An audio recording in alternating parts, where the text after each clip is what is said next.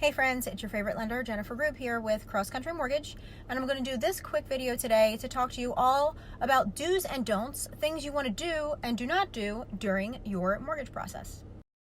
Let's start off with what is probably the most common error, the bane of every loan officer's existence, ye old large deposit.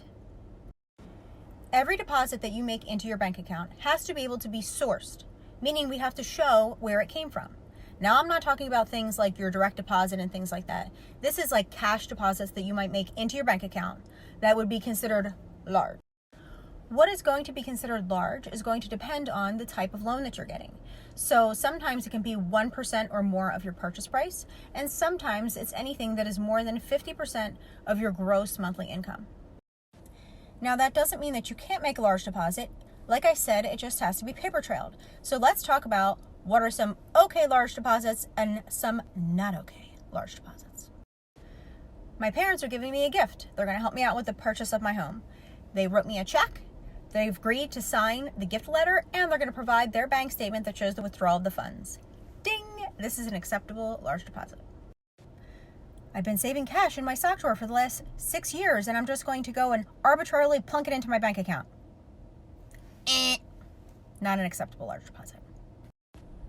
Next, do not run your credit for any reason. That includes, and most importantly, taking out any new debts, like a credit card, new car, any type of installment loan, anything.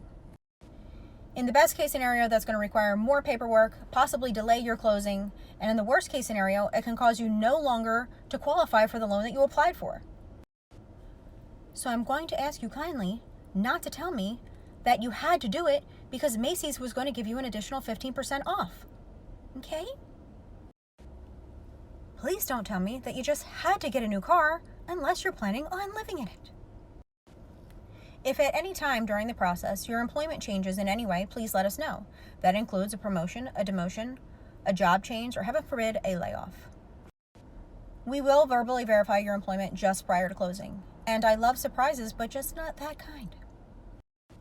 If anything is going to be changing at all about where the source of your down payment and or closing costs are coming from, please let me know as soon as you know.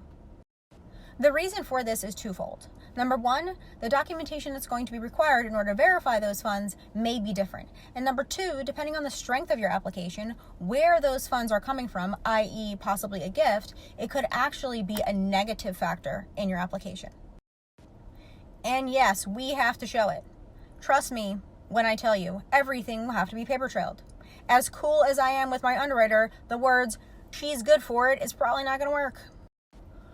What you do want to do is tell me anything that you think may affect your loan application, anything previously, currently, or in the future, prior to your closing that you think is a possibility that could affect your application. For me to best help you, I need to know everything. So please disclose anything that you think might be a factor.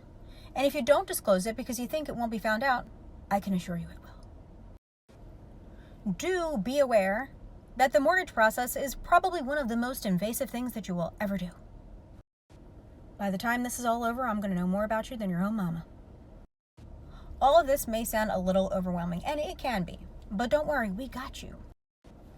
My team and I are going to be guiding you every single step of the way, and before you know it, electronic signatures and updated pay stubs and letters of explanation will all be a distant memory, and we'll be sitting at the closing table buying your new home. So take heed of these important do's and don'ts, and if there's anything that you're unsure of, you know how to reach me, 832-786-3680. Peace out, Cub Scout.